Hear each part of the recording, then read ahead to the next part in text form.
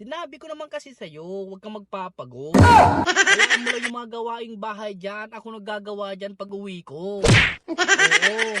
Nakapagluto na pala ako ng pagkain dyan. Kumain na kayo ng Wow. mga bata. Yung mga pinagkainan nyo, ilagay nyo na sa lababo. Okay. Ako na maghuhugas nun. Oo, syempre, Wow. ayoko na mapagod ka.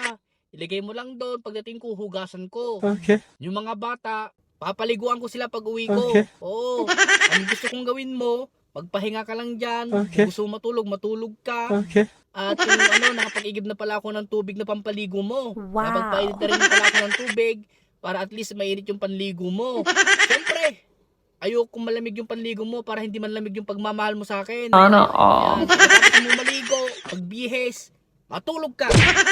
Oo, matulog ka. Pahinga ka. Para siyempre, ayoko na mapagod ka. Gusto ko mag-beauty rest ka. Yun lang. Oo, huwag mo nang alalahanin yung mga gawain bahay dyan. Ako